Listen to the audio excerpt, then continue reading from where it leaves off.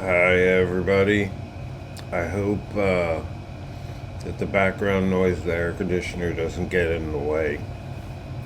Um, Now, I already have my landscape. And remember, you got to use the Library of Congress.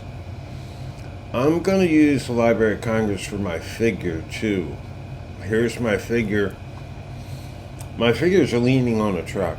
So I'm going to have to use a truck also. You'll see. But how did I get to this page?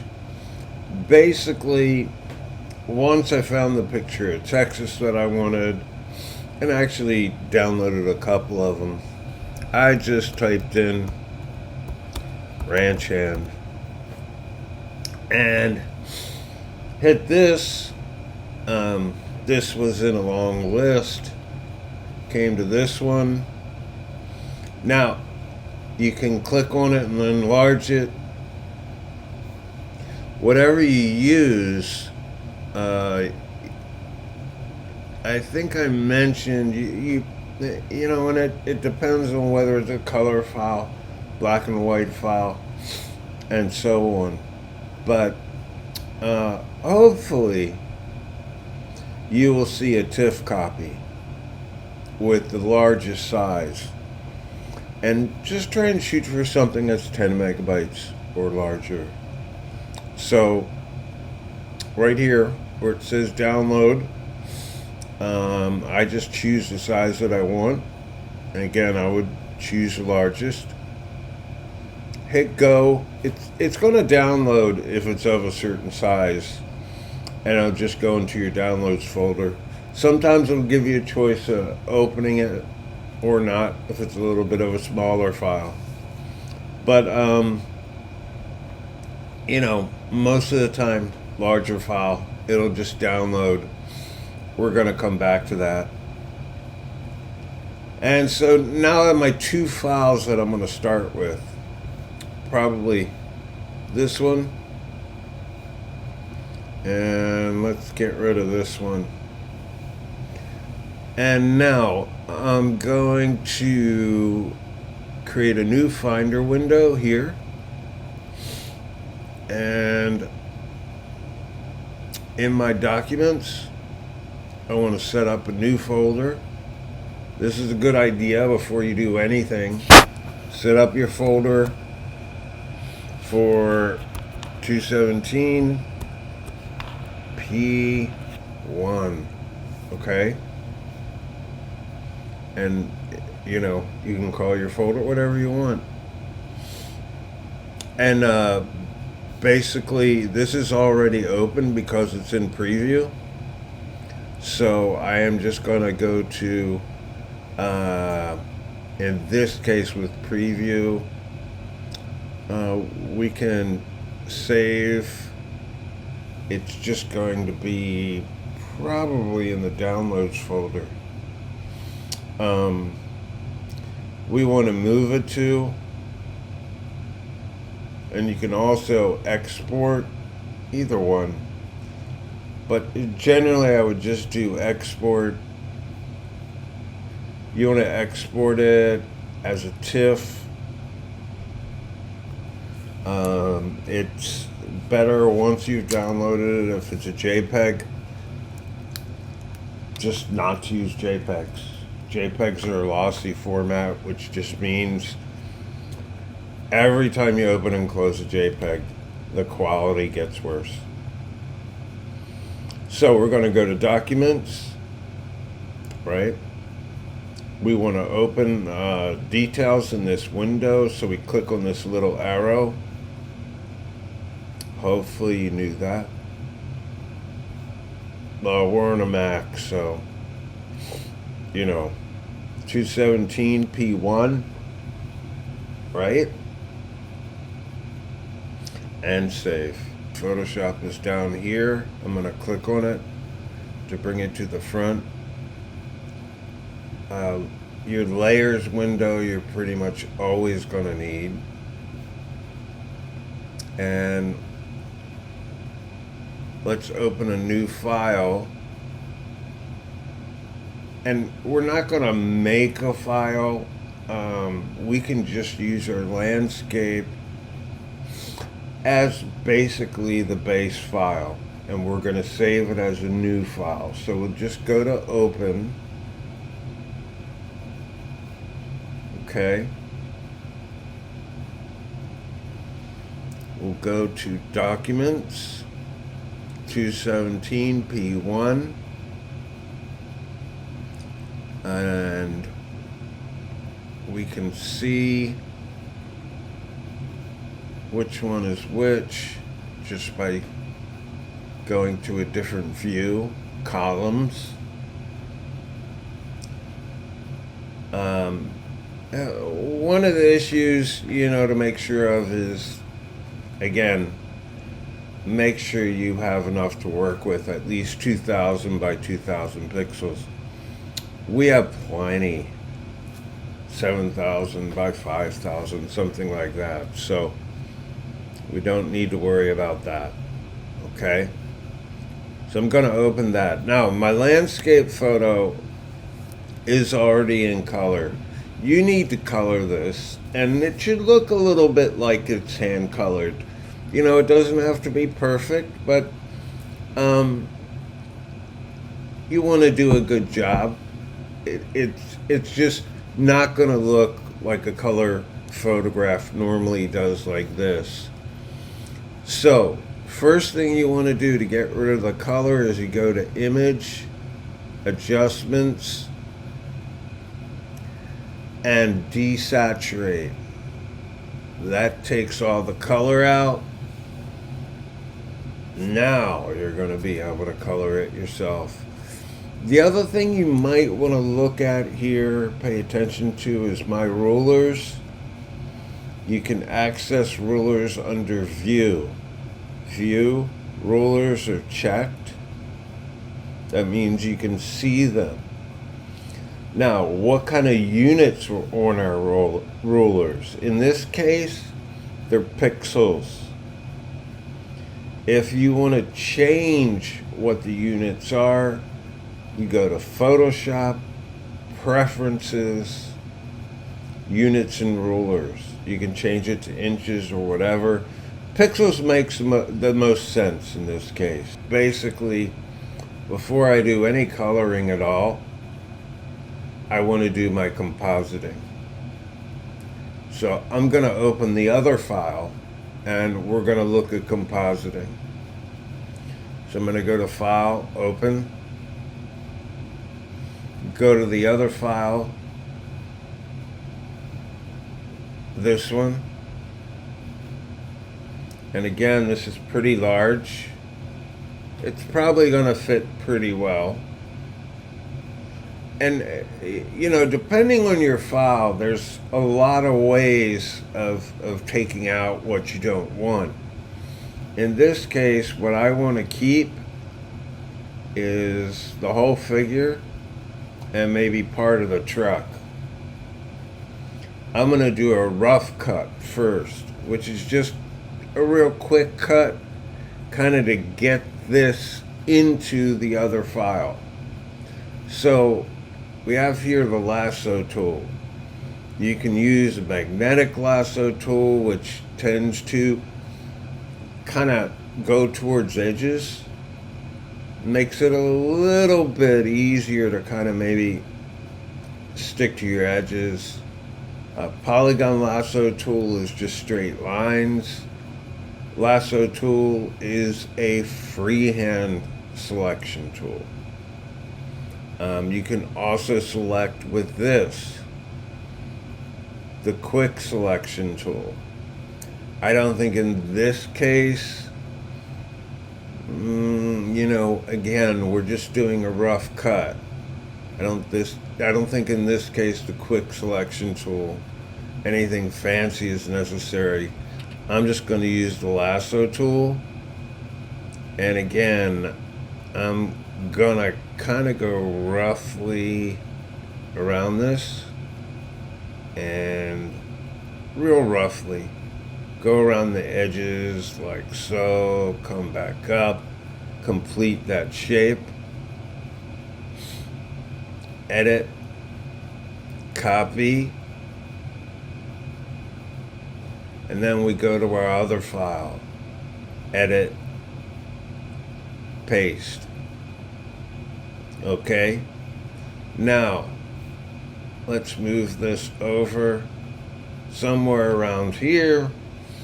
We can always, you know, in a situation like this where you have one thing, obviously it's a bit smaller maybe than you want compared to the whole of the landscape, you have a couple of choices in this case.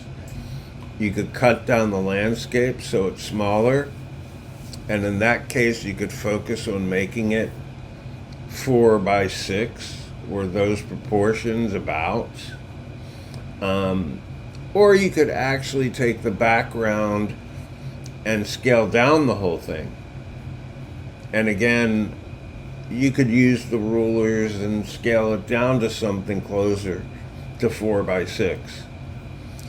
What I'm going to do in this case is I'm going to crop it actually and see if I can crop it to something that's a little bit, you know, as close to 4 by 6 as I can get. It doesn't have to be perfect. Wait. Before I do anything more, I didn't do something. Basically, once I do this, once I put this one file into the other file, I should have done this very first thing is do a save as. Save this as a new file because it's not that original landscape file anymore. This is your working file. I want to make sure I'm in the right folder. I am. And let's do Project1 A. We want it to be a TIFF, or it could be a normal Photoshop file. Either one. TIFFs are generally, you know, carry all the properties, components, everything of Photoshop, and a bit more universal.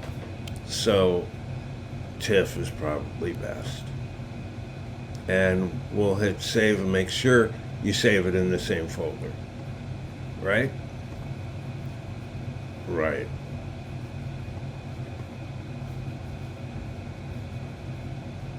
So, first thing is I'm going to go to inches. And again, whenever you're doing something like this and cropping part of it out, be sure that's what you want to do, because you're getting rid of part of the image, obviously. So, I'm going to go to Photoshop, Preferences, Units and Rulers. So, rulers are pixels right now. I'm going to change it to inches just so I can see what my inches are.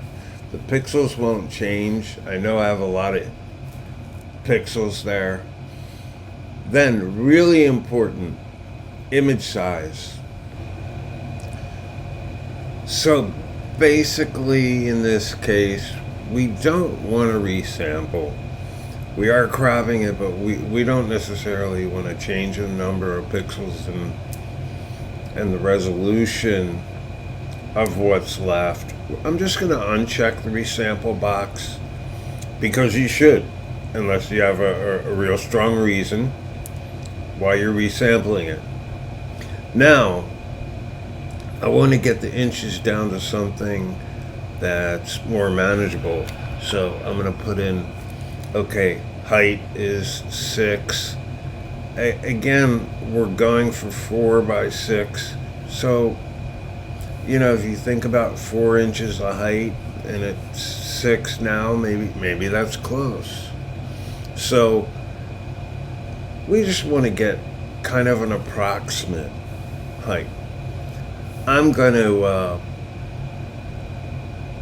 make it, you know, this size, and maybe a little bit bigger. We'll do 12, 8 by 12.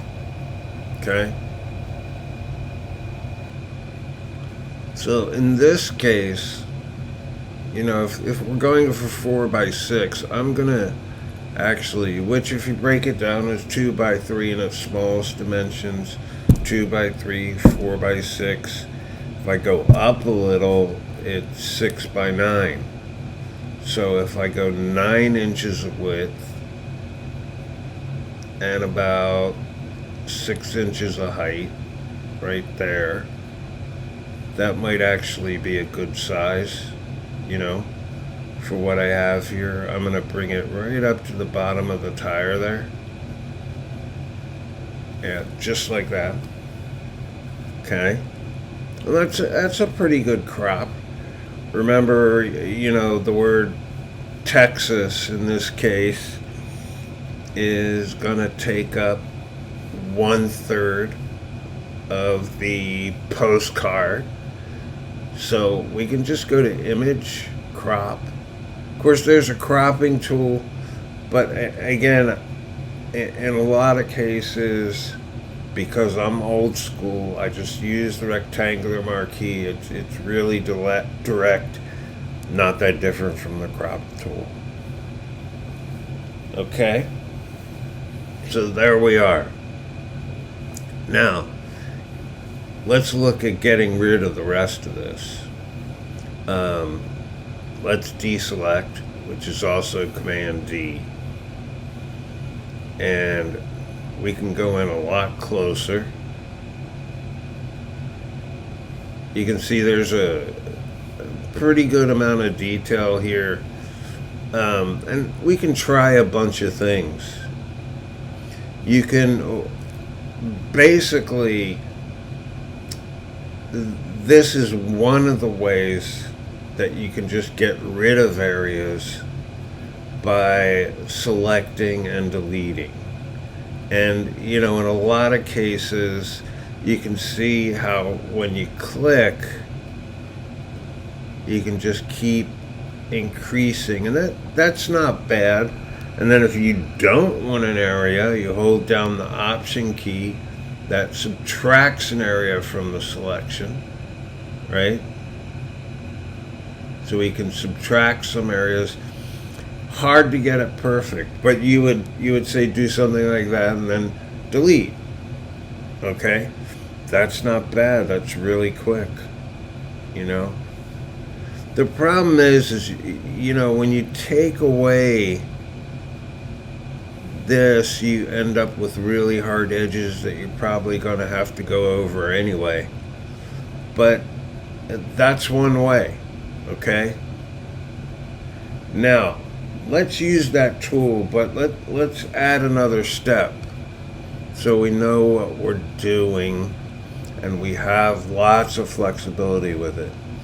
I'm going to go back a couple of steps, okay, to here, all right? This is the composite piece on top that we did the rough cut on. What I'm going to create now is create a mask. A mask on a layer mask, reveal all. Layer mask basically allows you to take out parts of the image, make them transparent without it being permanent until you choose it to be permanent. The problem with erasing or selecting and then deleting is that you're going to go forward, do other steps, and then if you want to undo what you did, you're going to be undoing a bunch of stuff. So the mask affords you a lot more flexibility. A mask is basically an attachment to a layer or another part of a layer that basically is a pixel map showing what pixels are turned on, what pixels are turned off, and all the degrees of that in between. And in this pixel map, black represents transparency, white represents opacity. So, right now, the mask is completely white, which means everything on this layer that's there, all parts of the image that are there, are 100% opaque. But if I take this selection that I have right now, and remember, I'm on the mask, that's what's selected. Image selected, mask selected. On the mask. So if I take the selection that I have right now, instead of deleting, what I can do is go to Edit, Fill. And again, black represents full transparency. So if I fill that selection with black, okay, 100% opacity of the black, what I'm going to get is the same thing as deleting it, except it's not permanent. I mean, basically, you can see a little bit of black there. Basically, if I wanted to go back in and get some part of the image that's lost, I could go back in and paint white where the black is and get those pixels back. So let's deselect for a minute and let me show you another part of what's so great about having a mask. Let's say you want to change kind of the way that you're doing this. I'm going to take a brush. I should be able to see how big my brush is. There it is, right? And we're going to change the color. This is your foreground color. This is your background color. Normally, when you're using a brush and you're painting, the foreground color is what you're painting with. So I'm going to switch the foreground color to black, right? I'm still on the mask. And I'm just going to go in here and take that little piece out like that. So you kind of have the choice of doing whatever method that you want. If there's a little bit of hair there and I want to make this brush even smaller, like half that size, or it's smaller than that, I can do that. Okay?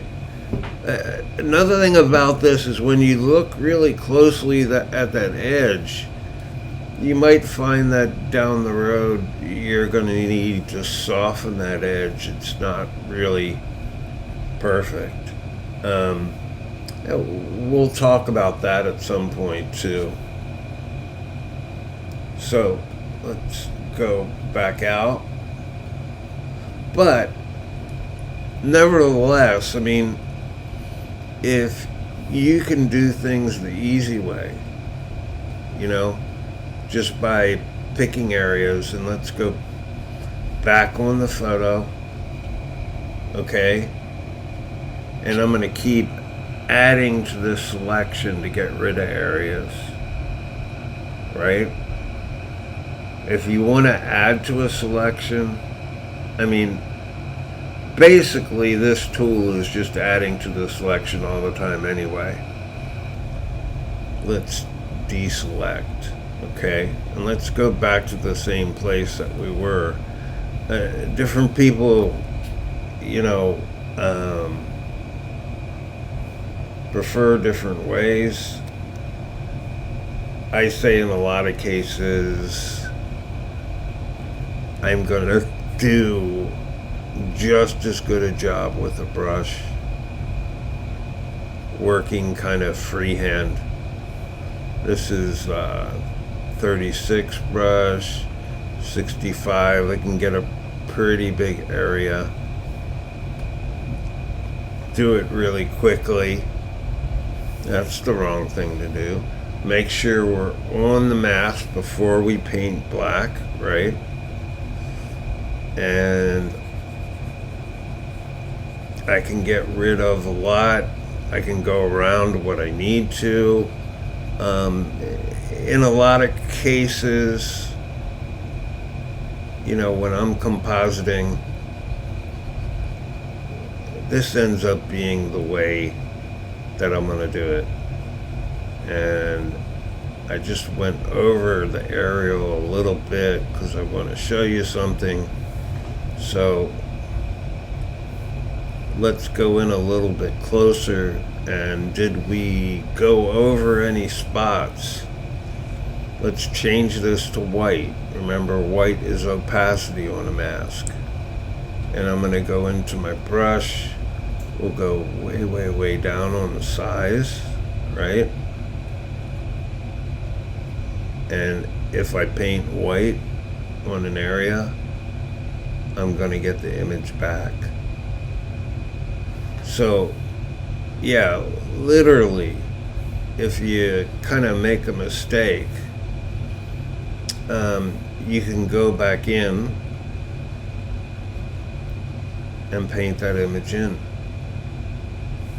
So if I switch back to black again, I'm working on the transparency, and I can get pretty close to that edge. I don't necessarily have to make it perfect, right?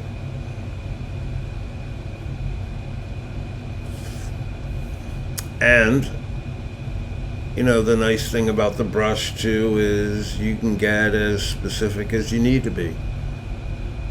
So let's just take that brush and make it even smaller. 9 pixels, okay? Now we probably don't want to have a super hard edge and things like this, but again, we're going to look at how to soften edges also. So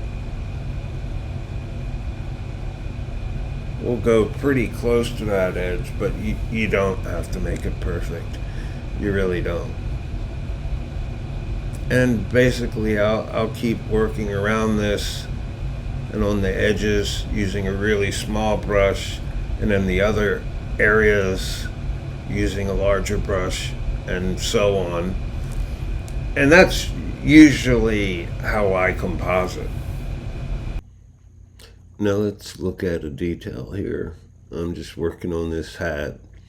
And a lot of times, if you can see the size of the brush there, it's a pretty big brush. And a lot of times I'll do as much as I can with a real large brush. Leave a little bit of a soft edge, because I'm using a brush with soft edges. Your brush can either be hard or soft or somewhere in between. And you can kind of see the difference between this side of the edge and that side of the edge. How this is hard, that's soft, and that's okay if it varies. But I'm going to show you also in a minute.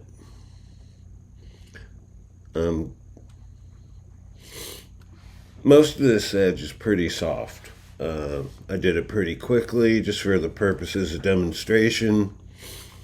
And if we look at an edge like that, it might even be a little bit too hard. In that case, you basically want to wait till you're ready to apply the mask. Applying the mask means whatever you've done on the mask, the effects of that mask are going to be applied, and you can go back in the history palette and undo it. But for the most part, whatever's done on that mask is done. You can create another mask and do more work. So what's already been done is final, but it doesn't mean you can't go back over edges again and take more away. It just means once you apply a mask, it's not as easy to get it back. So let me apply the mask here. I'm going to make sure I'm on layer 1. Go to layer mask, apply. Layer mask is gone. The effects of the mask are basically permanent unless you go back in the history palette. Now I'm going to show you one other thing. Underneath the blur tool is the smudge tool. I use the smudge tool a lot. You can't do the same thing I'm going to do with the mask still on because part of the edge is hidden. But if I want to actually soften an edge because it's a little bit too hard, and the reason why I would do that is really hard edges look like something's just cut out and stuck on. So I would take the smudge tool, brush about this size, if you can see it is good. And again, you gotta make sure that you have the mask off to do this. And I'm just kind of dragging a little bit of color out, and you don't want to overdo it. I'm overdoing it a little bit just to make sure you see it, but it'll soften that edge. And again, look at the strength, 50%. My brush size is pretty small. The strength 50% is about what you want to start with. If you kick this all the way up to 100%, you see how much you can drag out those pixels, and you can actually blur something a lot more quickly at 100%, but you're really taking more chances. Now, why do we blur an edge, after we did all that work and we got it nice and sharp? Well, because you want things to look naturalistic. And in paintings and in photographs, a lot of times it looks more natural. It looks like things fit together if you have blurred edges. Really sharp edges tend to emphasize shape too much, make things look like they're kind of cut out and stuck on. We know things aren't really like that in real life. Things look pretty sharp, but that's the way that it works in 2D. So keep that in mind. All right. Here's one other pointer. Look at if you're superimposing a figure on a landscape. This doesn't really make any sense where he's standing, but to make as much sense as you can, and maybe if you have a more distinct ground in your picture. My picture doesn't work real well in that sense, but to make the feet look like they're standing on the ground, it can be kind of important. If you have a little bit of shadow there, that's great. That might help. Burn tool. My brush is a little bit big, so I'm going to make it a little bit smaller, about half that size. Burn exposure, maybe lighter at about 25%. And let's go in on layer 0. Burn a little right around there. It's kind of a way of softening the edge, also giving me a little bit of shadow. And in a case like this, I do really kind of need it. You kind of just gotta use your intuition a little, or go back, look at the original photograph. What did the shadow look like? I'm just basically doing a shadow in between the feet. You can also, if you need to, take the smudge tool and smudge a little bit on the edge of the shoes, let's say. I'm not going to do more than that, but I mean, that will look a little bit better, a little bit more naturalistic. We're not going to get perfect here. Now remember, Your landscape photograph, your background photograph, let's say, whether it's black and white or color. What I downloaded originally was color, desaturated it. You have to do your landscape photograph and do the coloring yourself. You can look at, old postcards, and the coloring's very flat. I mean, normally in a landscape, the color in the foreground is going to be more intense, a little bit more saturated, maybe even different in terms of hue, a little bit warmer hues. And generally, the color changes, gets a little bit more desaturated as you go back into space. The more distance you can see, the more you can see that change in color as you go back into space. In other words, if we could see even further, you might see a change from the ground being kind of like a brown with rich yellow ochres and, so on. As you go back maybe to the mountains, maybe if they're even further back, they would look gray. They get closer to the color of the sky and basically the color of the air, the atmosphere that gets in between your eyes and whatever you're looking at. That's atmospheric perspective.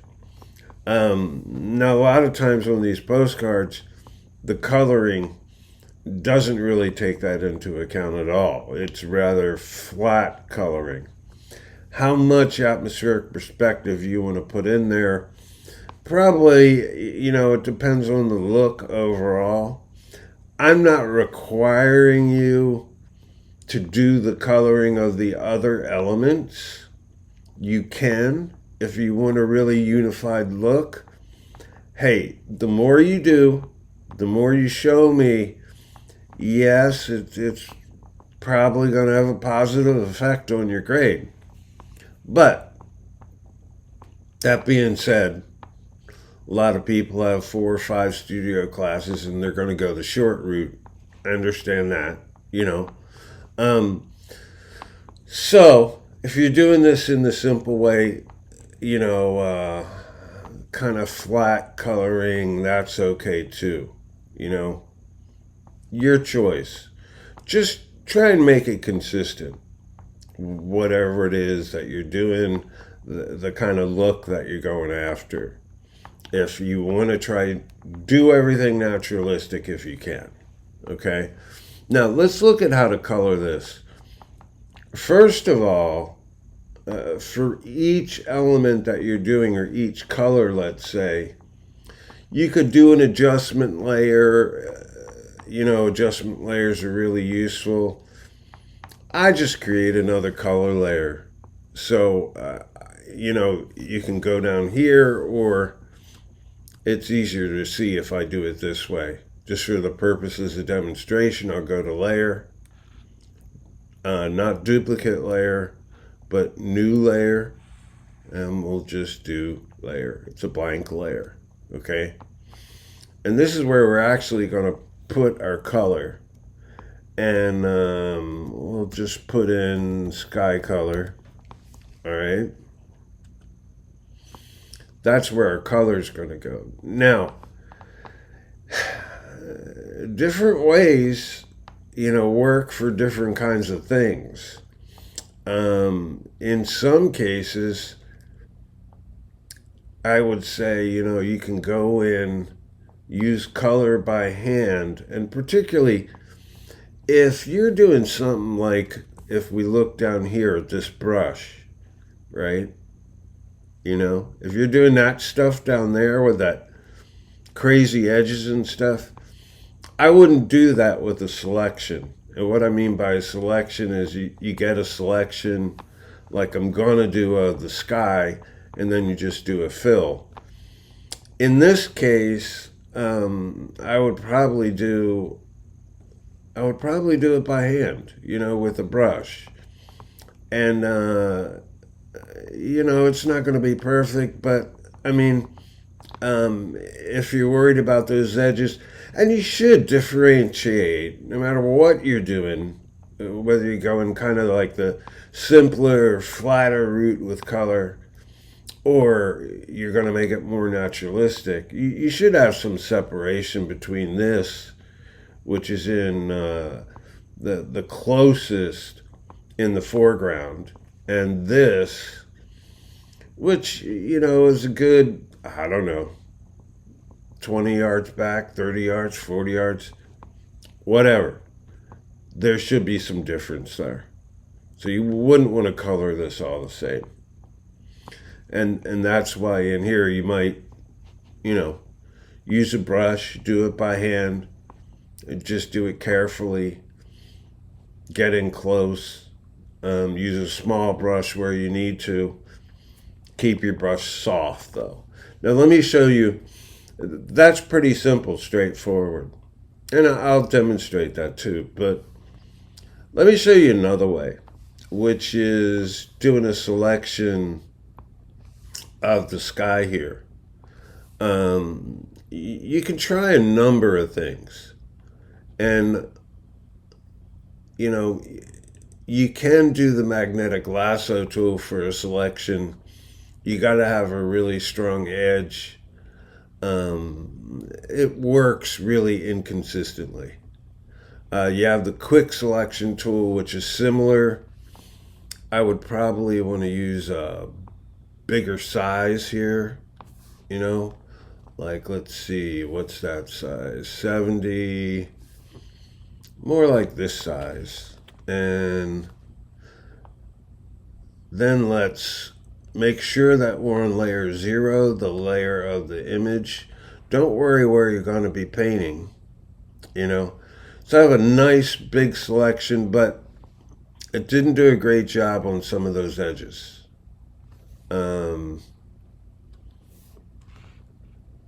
If you look, it goes up here, real quickly because I'm using a big brush.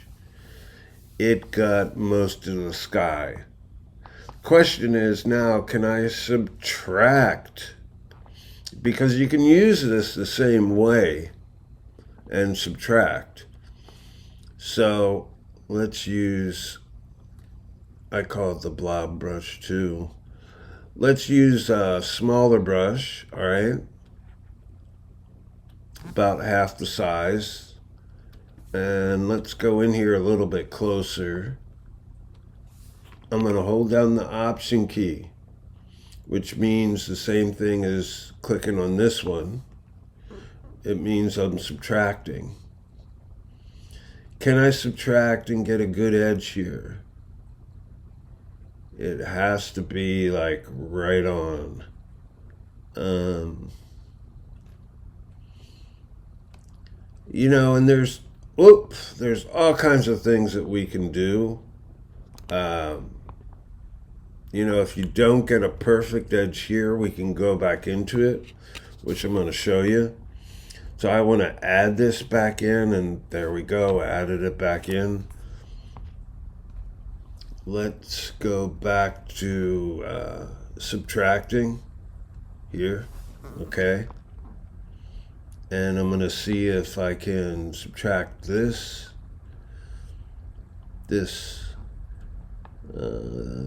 here. We're just going to push this edge up a little bit more. Looks like we just about have it. Let's see. Let's move over here. Look at this edge, looks pretty good. I do have a little bit of a selection here I want to get rid of. Let's use the lasso tool, which basically is just kind of like a freehand selection tool. And when we want to subtract with the lasso tool right here, okay, we just hold down the Option key. That means subtract. And to subtract a selection here, basically all you have to do is like just draw a circle around it, approximate where that is, and poof, it's gone. That's the lasso tool. When you're adding, the lasso tool works with the shift key. But right now we got a pretty good edge. Let's zero in down here. And again, you can see where this edge maybe isn't so perfect in a number of places when you get in closer. And that's important. You got to look at that. You can make your blob brush even smaller. Let's go down to 25. And basically, we went too far, so we are subtracting, right? So I'm going to hold down the Option key, subtract, and see if that works. Works pretty well. I'm just about where I want to be there. How about here? Yep. Here. Ooh, it adjusted itself. Okay. So that edge looks pretty good. I would look really closely if I were you, because I'm going to look really closely. And again, you may not be able to do everything this way, with the same tool. So if I make this even smaller, hold down the Option key, subtract. Yeah, that should work. And again, a lot of these edges need cleaning up. They're not exactly where they should be. And, you can go back a little, clean them up. The way this acts, it's pretty good, and it looks for similar pixels. It's a great tool, but it still isn't as good as your eye. And that's why I still come back to the lasso tool a lot. And if I've got to adjust the edge, because it just doesn't look quite right. It's approximate, but doesn't look quite right. Like if you look at this edge right here, and a lot of these edges, they're approximate, right? Look at the pixels. They're not quite where they should be. So sometimes to adjust that and be more precise, the only thing that you can do is use the lasso tool. And with the lasso tool, you got to keep track of when you're adding and when you're subtracting. But basically, the Option key is for subtracting. The Shift key is for adding. So if I hold down the Shift key and see this little piece of sky here, I want to capture it. I'm just going to draw that, literally. Boom. And I can make this a little bit more accurate, right? Now where I need to subtract, Option key, right? And I'm subtracting. Again, adding, Shift key.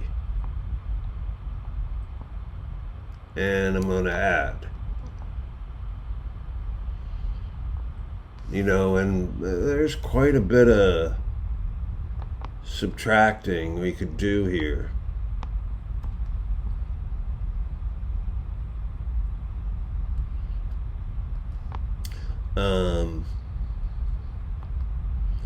That blob selection tool, like I said, it's a great tool, but it does generalize to quite an extent. And you got to look out for that. There's a little bit of sky all through here, where we could probably add to the selection, be a little bit more accurate. And we're down to, and this is a pretty good resolution image. And I'm working at a level of detail where, yeah, I can see the pixels. That's not necessarily that unusual.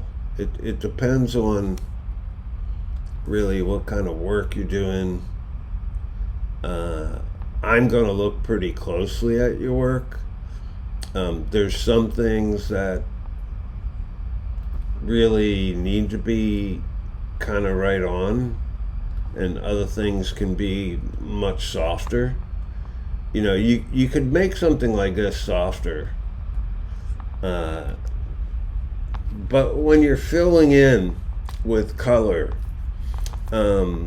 it's a little bit different than maybe compositing one image with another.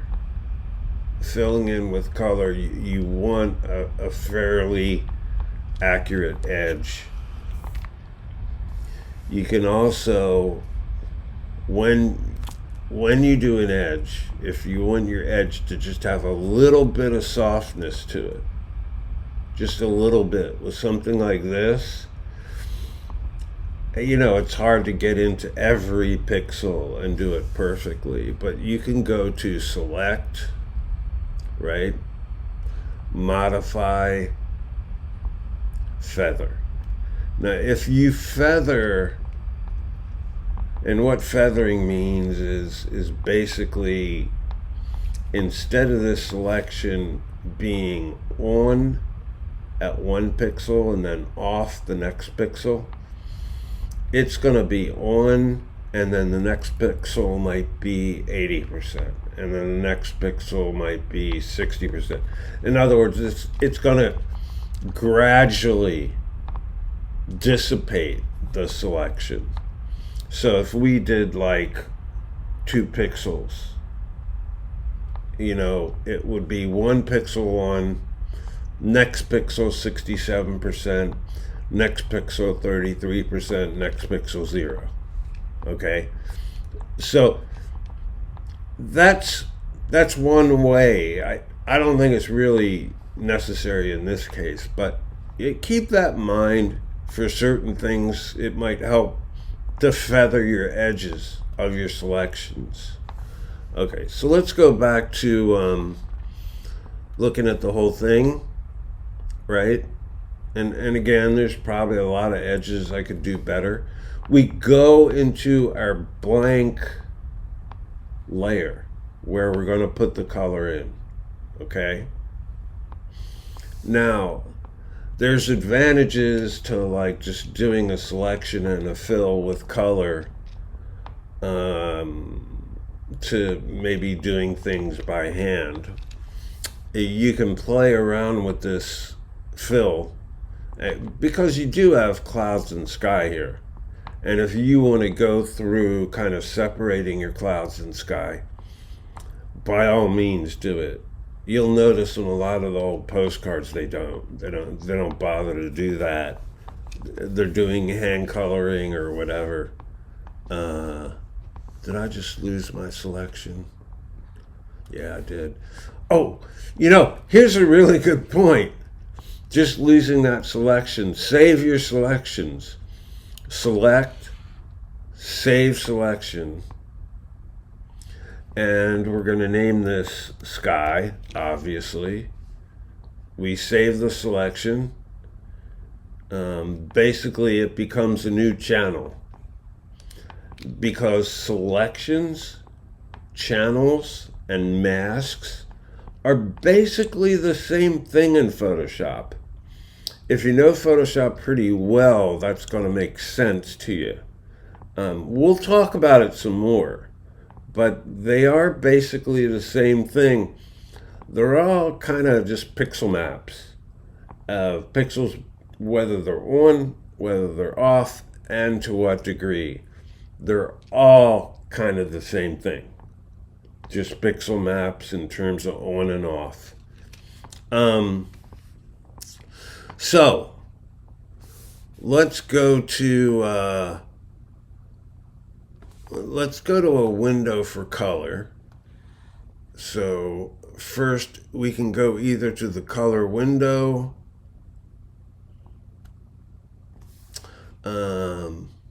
or the swatches. I'd rather start with the color window. That probably makes a lot more sense. We're going to pick a color here. This is the slider, and we can go to a color like this. Pick somewhere in here. Now remember, whatever you pick here, it might be more saturated. You're maybe going to tune it down. So let's say here, what does that little triangle mean? It means this particular blue would be out of gamut. Out of gamut meaning it's a color that is part of the RGB spectrum, which is what we're working in. But RGB has a lot of bright, really saturated colors that, because it's a light system of color, that means it's made with light. It's an additive system of color. You have a much broader spectrum. And because it works like light works, if you add all the colors together, you get white. It's additive. CMYK and your traditional like blue, red, yellow, the traditional primaries that you worked with through school, those are subtractive systems of color, and basically adding all the colors together gets you black, the opposite. It's also going to be true that, again, additive systems working with light, like on a screen, gives you a much broader spectrum, particularly of saturated, bright colors that you aren't going to be able to reproduce with paint or ink. So if you want to be conscious of like this being something that could be reproduced, with ink, you want to find a color, that's a little bit duller, has more white in it. You want to find a color that would print. It's something to be conscious of, and that's why a lot of times you see something on the internet, you print it out, it looks different. It's because on the internet it was RGB, you print it out, it's CMYK. If we look up here under image mode, you see what mode it's in, RGB. A lot of times if you're doing something for print, like an illustrator, it's a poster for print, or an InDesign, it's a pamphlet for print, you'll work in CMYK color the whole time. Makes sense, okay? But anyway, this could be for a website or something, who knows? And it might stay RGB. So let's go with this blue, all right? That blue right here. And it's a good idea to add it to your swatches. Your swatches is just here. Basically, it'll keep all the colors that you use if you add them, and then you can also save your swatches as a palette of colors that you can open up on another computer, whatever. So let's add it to the swatches too. Name it Sky Blue 1 in case we have more than one of these. All right. Color picker. We're okay. All right. So that once you select a color, it should be your foreground color over here. Now I'm just going to go to, we've done this before, edit, fill, okay, and we want to fill with the foreground color, right? Now, mode is normal for now. We'll just do it normal. You know, and again, this is really important why you don't fill on the original layer, because then you don't have the opportunity to use layer modes or blending modes. Because we're working on a separate layer, you can do it at 100%, right?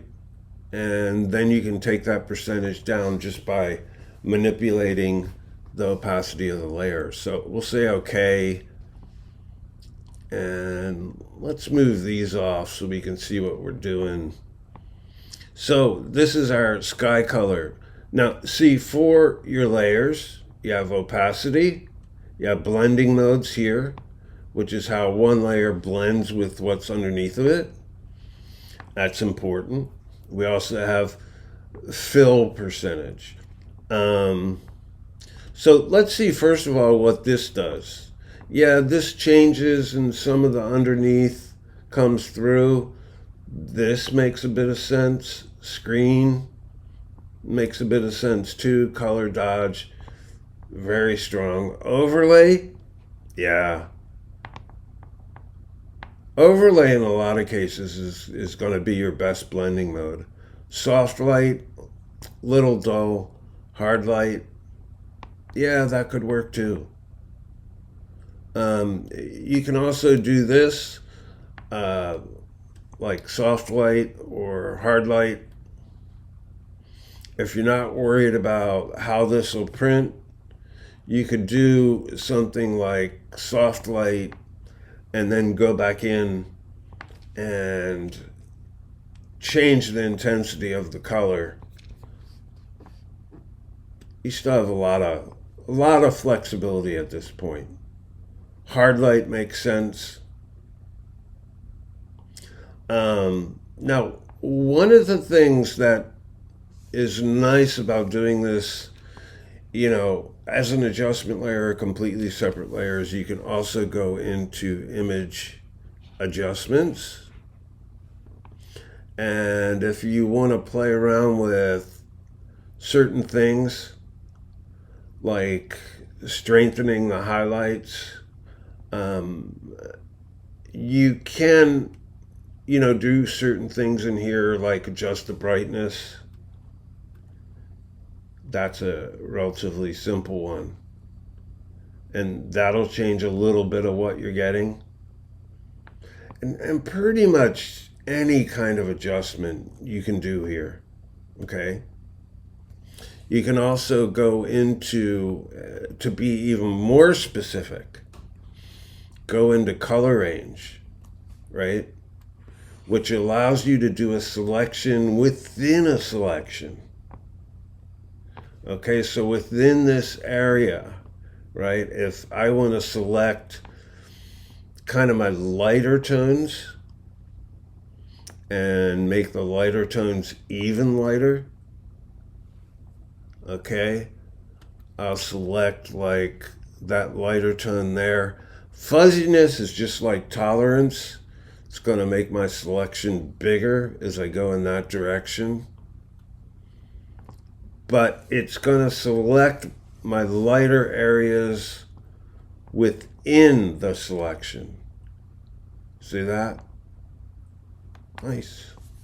And now I can go into image adjustments, use either levels or brightness contrast, and just put a little bit more white in it. And click OK. You know, and that gives you a little bit more, you know, separation, a little bit more difference from the sky and the clouds. And I'll have to check on my battery now.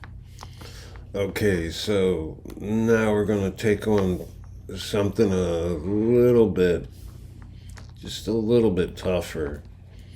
And I did promise you I'd get back to this brush. And I did kind of purposely pick something that had some difficult areas. Don't steer away from things because it's going to be difficult, because the whole point is to take on some difficult things and try and figure out how to problem solve and how to do something that makes some sense and get some consistency out of the whole.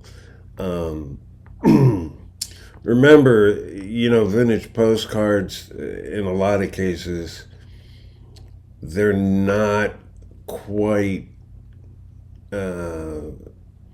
duplicating like naturalistic color all over. And the same can be true here. You don't have to be perfect. If you want it to be that kind of exercise for yourself, you can. But there's different kinds of solutions here. And, here, to be perfect with these edges would take a lot of work. A lot of work. So, there's other solutions, and we'll look at some other solutions that kind of look at being a little bit more general. So first, let's look at our color window again. I'm going to go down to something kind of yellow, maybe yellow ochre, and it can be pretty saturated. We're not running into any gamut problems until we go there. So we just back off a little there. And I'm going to settle right about there. Okay.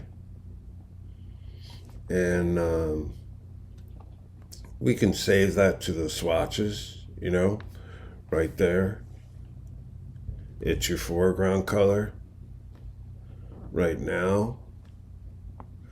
If you want it to be, a little bit more of an ochre with a little bit more black mixed in, you can push it in different directions, So we'll click OK. We'll go with this. And my suggestion is just kind of go straight forward and use a brush. Now I am going to use, particularly on the edges, I might do something with the color behind it. You can also do that here, is like where I have a lot of color, and again, use a separate layer, foreground brush, okay? And up here, this is important also, use 100% opacity for the color. You kind of have to, because if you use less than 100%, what happens is you make marks in terms of color, and wherever you overlap, you're going to have 60% plus 60%. Or basically, as high as it'll go, 100%. So that gives you uneven color. You don't want that. And that's why you use an adjustment layer or a separate layer so that you can adjust the opacity there. So I'm going to use a bigger brush, right? Okay. Let's go even a little bit bigger. We want it to have soft edges. So hardness is at 0. Okay. And we'll use this color. Oops, except that we want it at 100%. All right.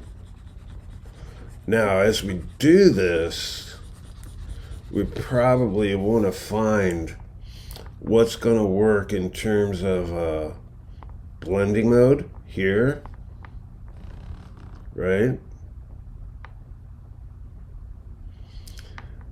And also what's going to work in terms of opacity, because we might not use full opacity either. So let's go with overlay. Lower that opacity a little bit. Yeah, that's not bad. Okay. And we'll keep going with that.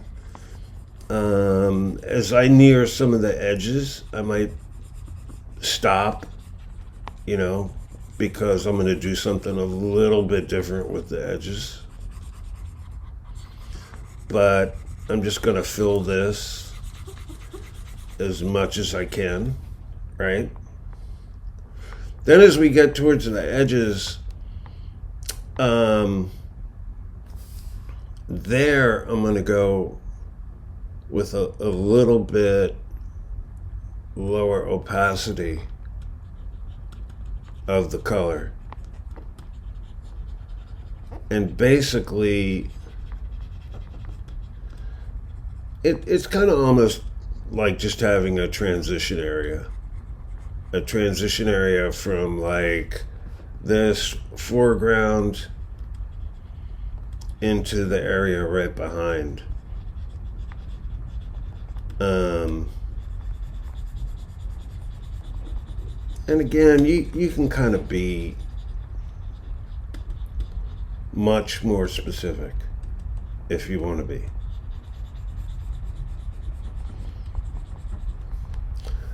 Down, in general, through a lot of the other areas, again, I would just use 100%.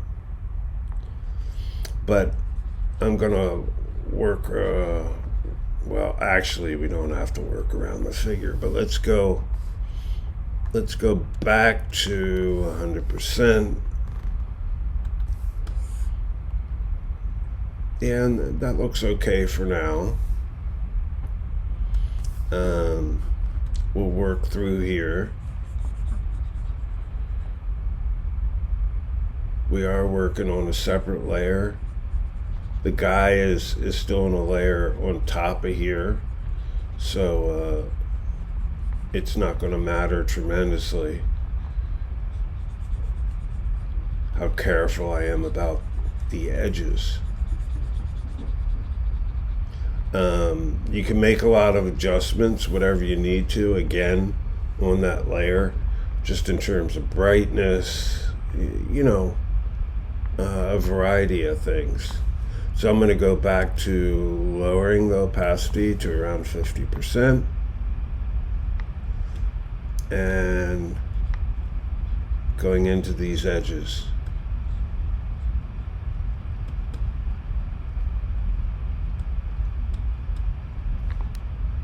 Okay.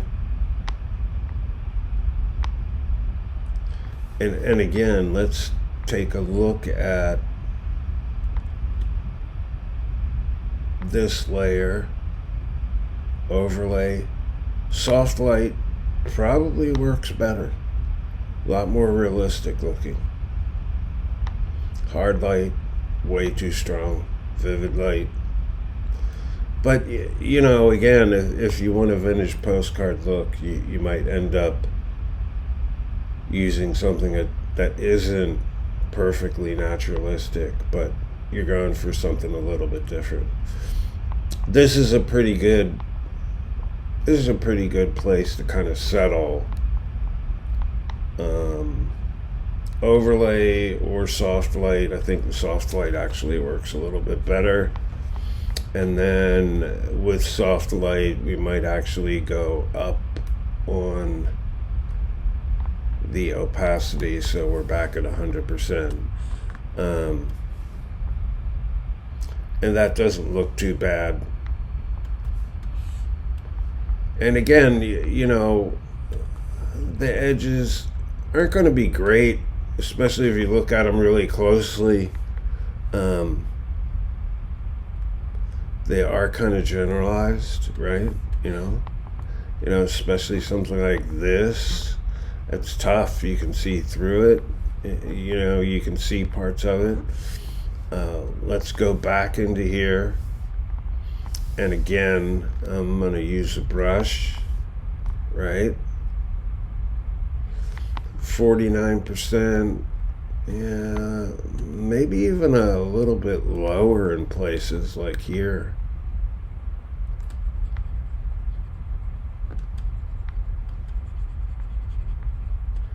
And again, just keep in mind that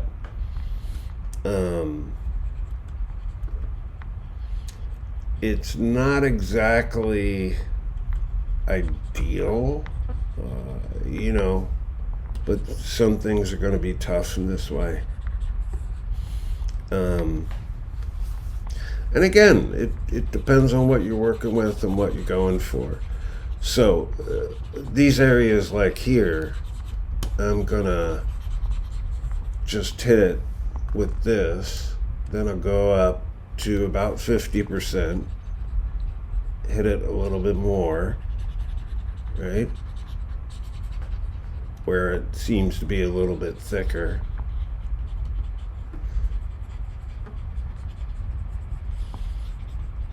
And then go up more, where I have some solid color here.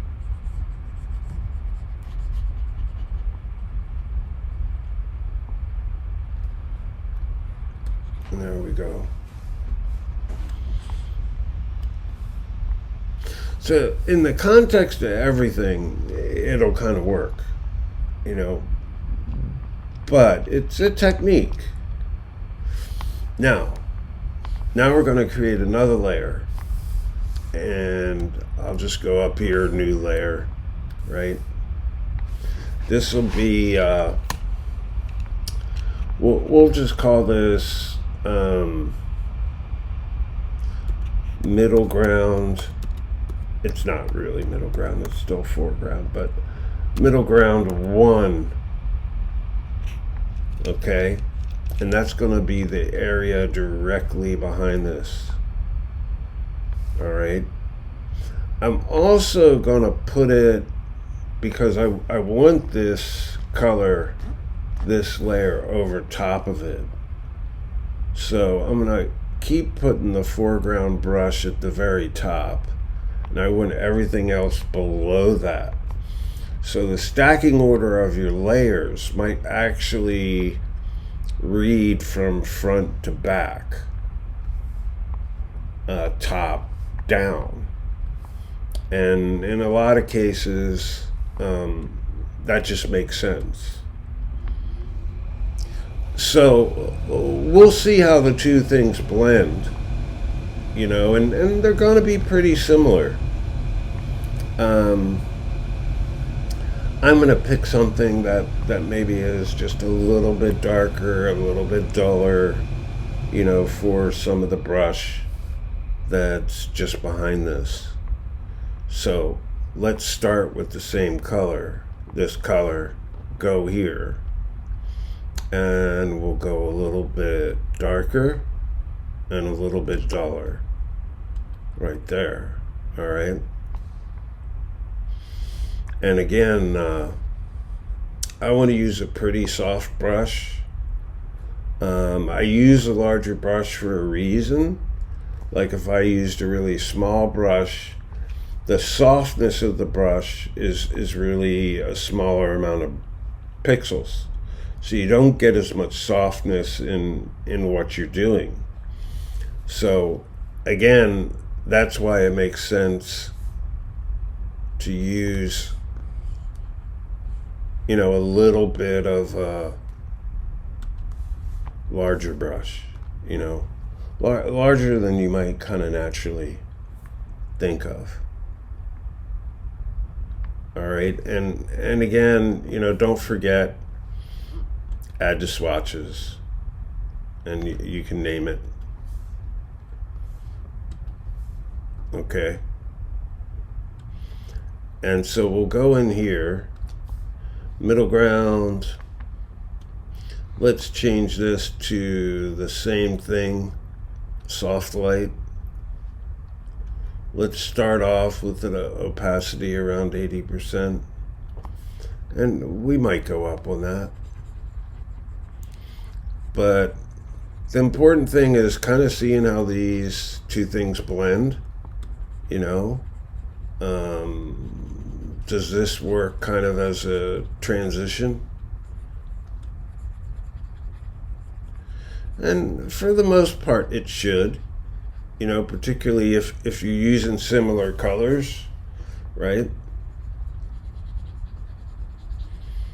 And you can always, if you think something is going to be a little bit of a different color, like maybe there's some green in there, you can change your color a little bit on here. Let's move along and keep going with the same color. This opacity is at 85%.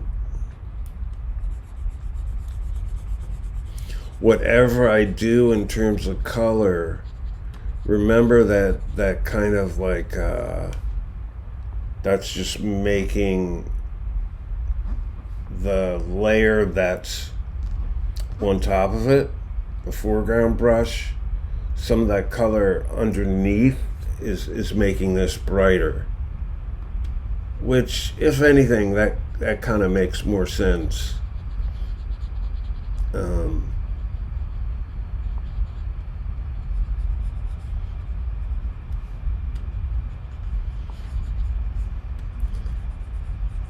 And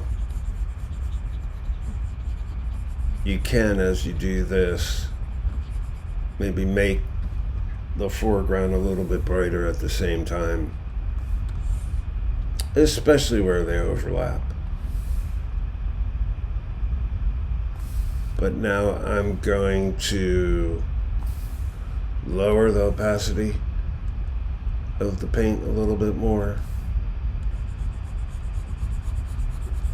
You know, let that stand out.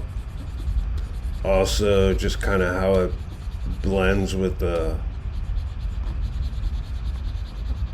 foreground brush.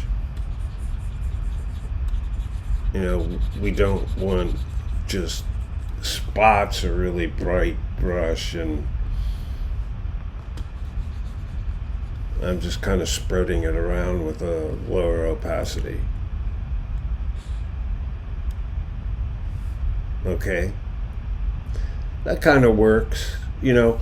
And as we get into the ground back here, maybe you're going to use a combination for the brush and the dirt. You know, something like we've been using for the brush, maybe a little bit towards green even, and then kind of, you know, more of a brown, something that's more dulled, has more black in it for the ground. But still, you know, in this area here, you know, the best way to handle this is freehand with a brush. You're pretty much going to have to.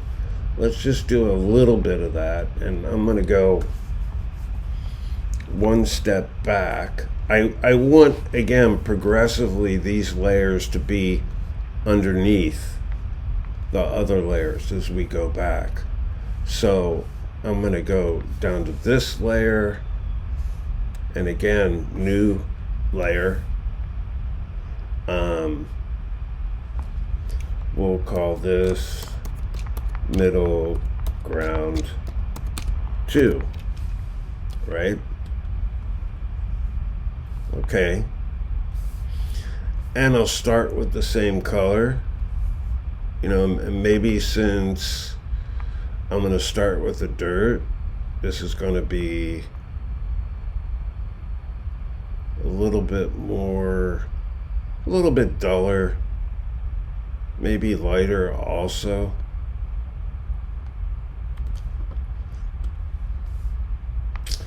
And Well, again, just to be consistent for now, I'm gonna stick with soft light. We'll see, we'll put this at about 80%. Our brush, still pretty large. I'm gonna go a little bit smaller, but I still want to keep it pretty soft. Okay. And if you want to see it a little bit better, you can change your blending mode. This is at 47%, so I'm going to change that to 100%. It's a little bit easier to see. And we'll just move around. I'm not really too worried about going over the areas of brush, but I will kind of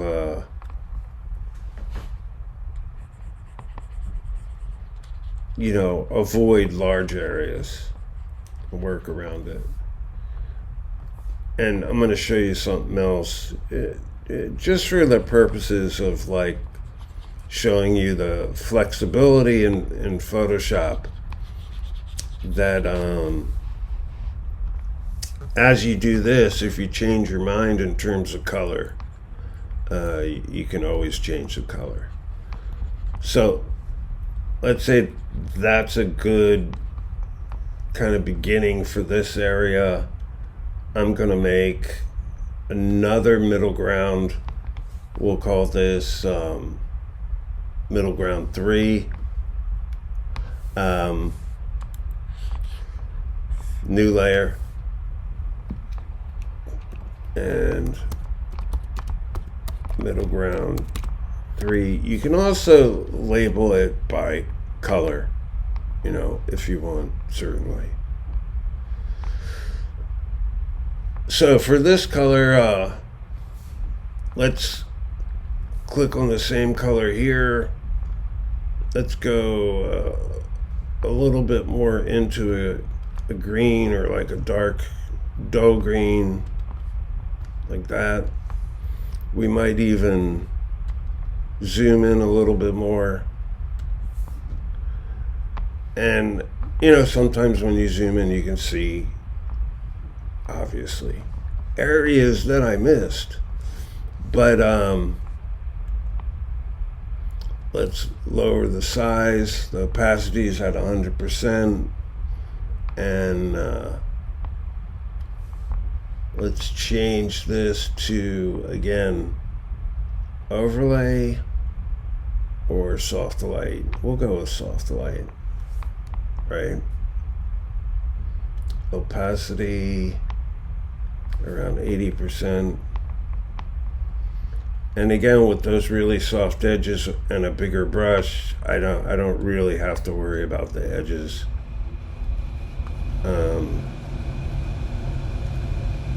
And I'm kind of approximating, right? So I can lay a little bit of green in there and do this in a few places, differentiate what's there. Okay, let's say I do a little bit of, that. And I really do want you to experiment and, see what you can do naturalistically. Even though it's a vintage postcard and all, and there's huge generalizations in terms of color with a vintage postcard. I want you to spend some time with this landscape, just trying different things, trying different ways of putting color in on top, different tools, different brushes, and so on. So give yourself some time to do that. I'm giving you time on this project just to focus kind of on these first two aspects, compositing and the coloring. So kind of to have a week, just on that stuff, to spend some time on it. Now, let's say the middle ground 2, which is that dirt. And let's say I decide, as I'm doing other things, that dirt and the color of it is too close to kind of the yellow. I can still go up to image adjustments, hue, saturation. And there's a number of things I can do here. I can increase the saturation. Whoa! Yeah, that really shows up. But if I want stronger color, I can get stronger color out of it. Let's go to like +10. Now, let's say the hue especially, let's say I want it to look a little bit more red in it. We can play around with this, and right now I'm actually pushing it towards red and get a little bit more difference, in the color. And, it's something to try doing. Lightness is just the amount of white in it. You can get less also. But let's put this back to 0. I think it's fine where it is. Right? Okay, so that makes sense. There's a lot of approximate stuff in here. And if you find there's places that stick out that, don't work, like let's say this blotch right here is a little bit too strong. What exactly is it? Let's look at this. Yeah, problems that pop up. Try and analyze what they are and fix them. Because that's what you'd be doing in a job. If your art director says, this is, clean this up. So why does that happen? Well, it's color from somewhere running into the ground, kind of where it shouldn't be. And so I just go through, turn off these one at a time, and see what the cause is. It's here, middle ground 1. Okay? See that? It's middle ground 1. So I go into middle ground 1, and in a case like this, I wouldn't bother with a mask. I would just use an eraser, do the eraser opacity at like 50%, because we don't want to do it all at once. This brush is a little bit small. We want it larger, so we have a softer edge, and kind of get in there and see if we can erase some of that color that's running into it. And yeah, problem kind of fixed. So, if you look too closely, you're going to see lots of problems. Just like back off a little bit, zoom out. What sticks out is a problem. And that's maybe what you go for. Now, one other thing I haven't talked about, which is kind of an issue, is if you look at this figure and then you look at this background, there's a little bit difference, and this happens. There's a little bit difference in the focus, This just has a softer feel to it than this does, the landscape photo. And that has to do with a lot of things. But you want to pay attention to that. And so in this case, my layer 0, and if that was your background layer, at some point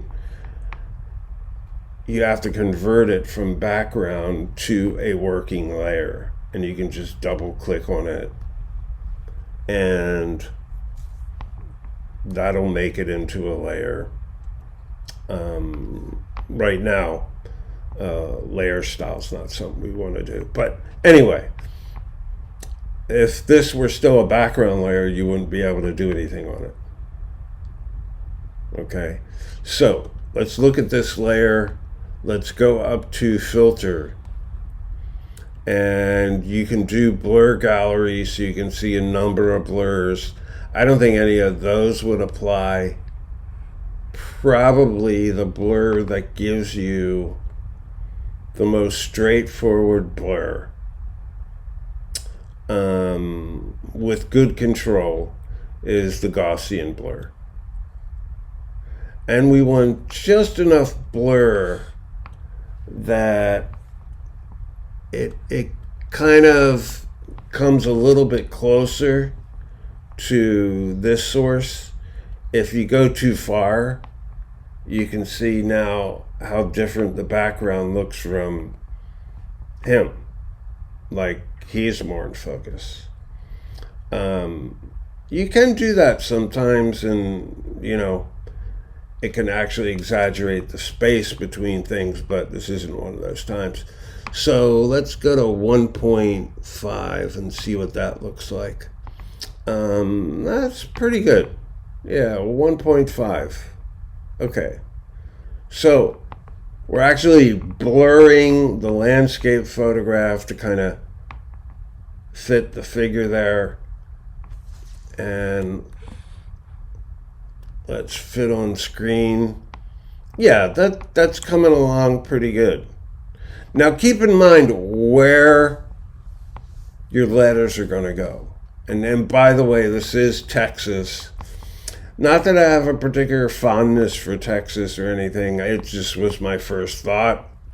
I'll do Texas. How you do the letters, you'll see in a lot of cases on postcards, there's a curve to them. We can do a curve in a really simple way. Just think about where you want it to be as you're putting this together. You want to think about, and it might actually, if you think about where the Texas is going to be, it might save you some time in terms of areas that you don't have to be really, really fine in terms of adding the color or something like that. So keep in mind where it's going to be.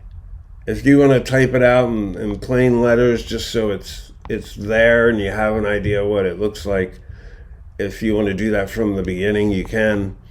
I'm kind of going to go in and do that on the next demo. Don't forget, because I haven't mentioned it much, but don't forget to save often.